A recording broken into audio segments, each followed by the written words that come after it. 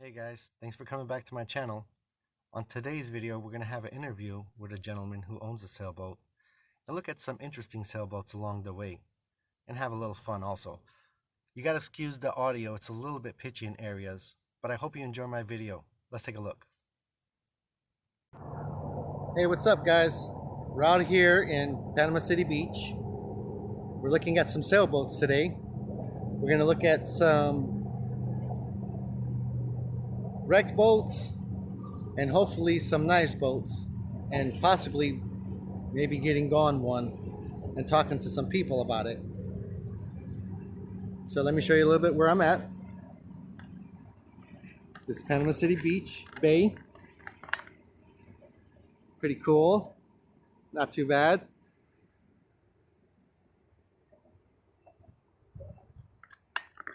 All right, so let's go down here and see what kind of boats we have. We're walking down to the bay over here. I want to show you guys something.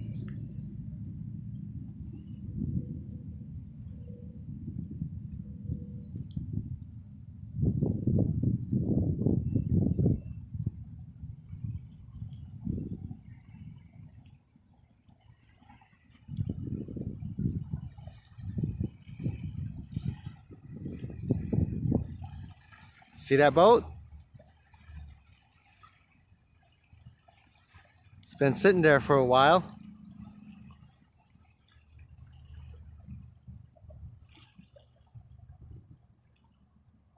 These are the kind of boats that I can afford.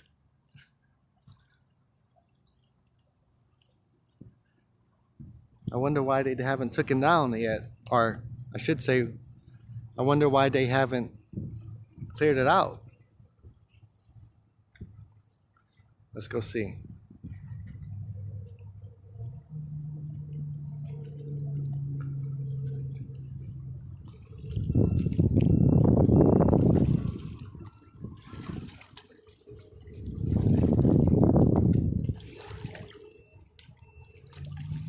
Let's see if we can get over.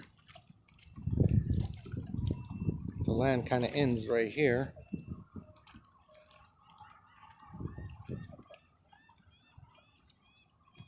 Let's see. Wow, that's actually a really nice one too. Look at that. It's just sitting there.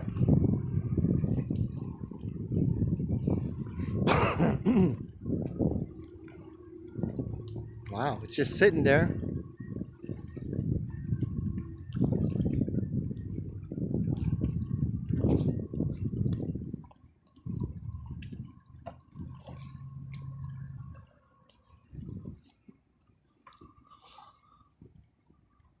Look at that. It's not a bad looking boat either.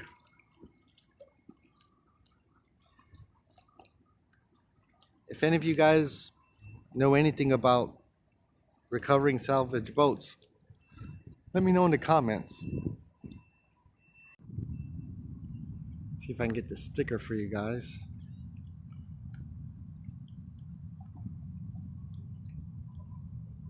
Don't know if you can really see it. Don't know what it says.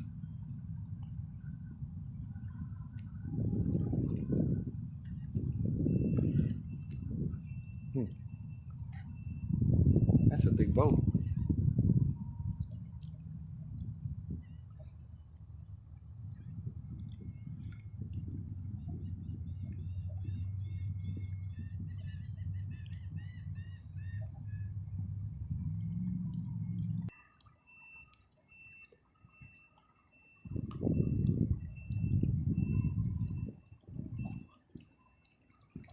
I mean, it doesn't look like it's in really bad shape. Could have a hole in it. Oh, not bad. Let's see what else we can find. Sailing takes me away to where I'll always do. Okay, y'all, let's go look at this boat. It looks pretty cool. Check this out. It's a lot of fun coming out here looking at these boats. But I tell you something, that's pretty expensive boats here. Let's go see. Let's go check out this one. Okay, we have this sailboat over here. It's pretty cool.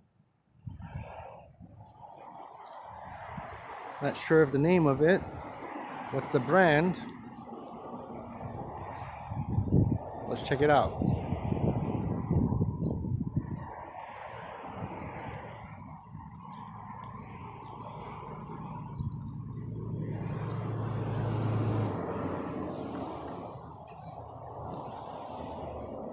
It's autopilot.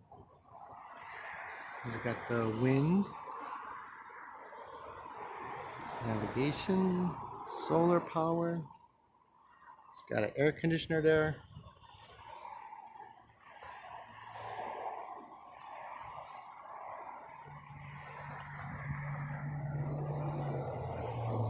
I don't know, maybe a 25 foot?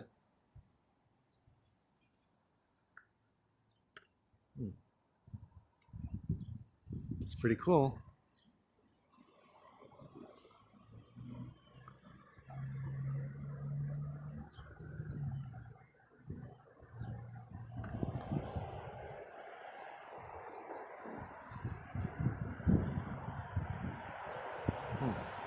Let's go see what else we can find. Check this boat out, y'all. This one's nice. Wow. Check it out. Got your barbecue pit. Got your big steering wheel. This is nice. This is a big one.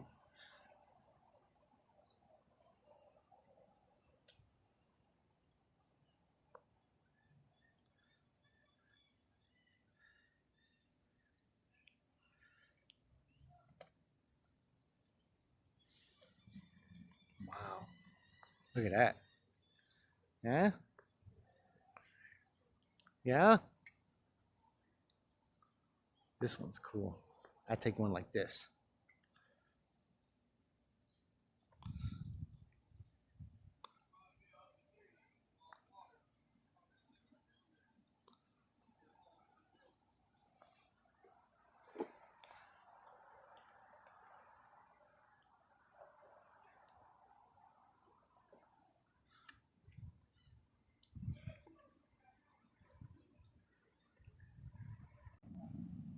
Okay guys, I'm over here looking at some sailboats and I just met my friend Scott, and he's going to show me around on his boat.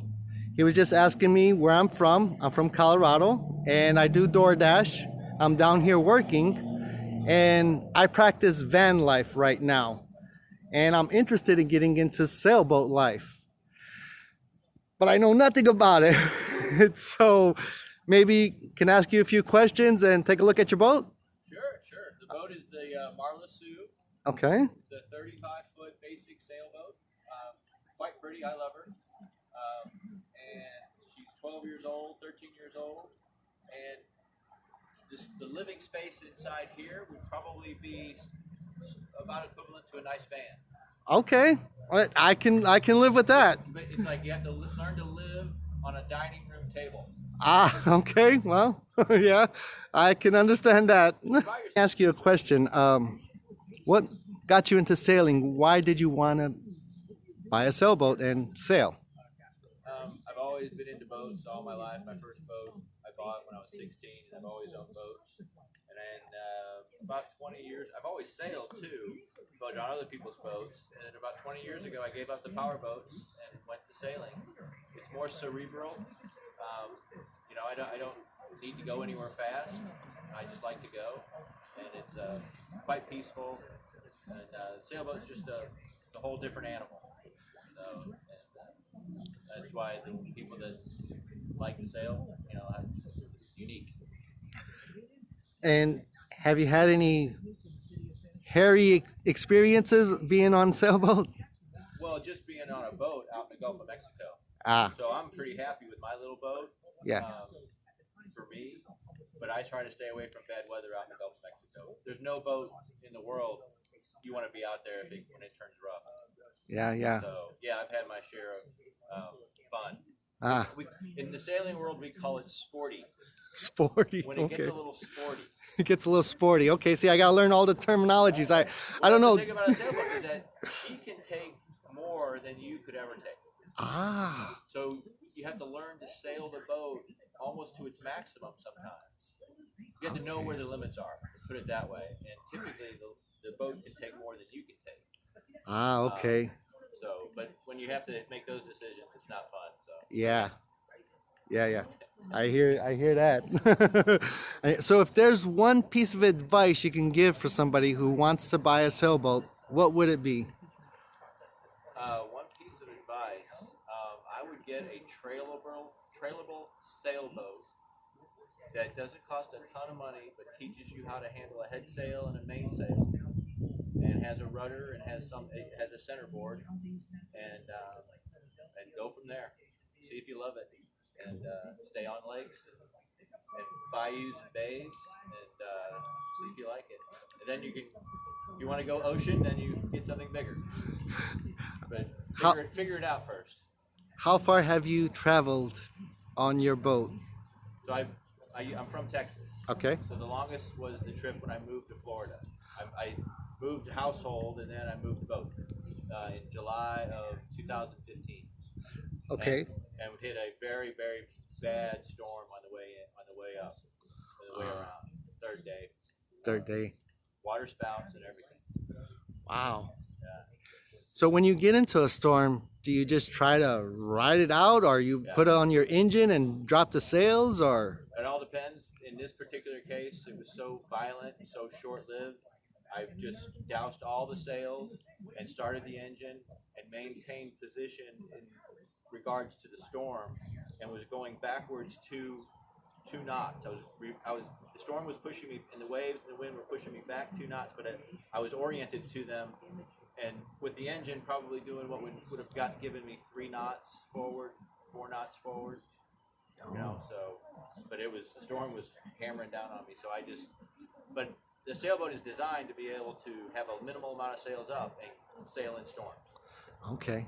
It's just deciding whether or not you decide to do one or the other, engine Okay. or the sails.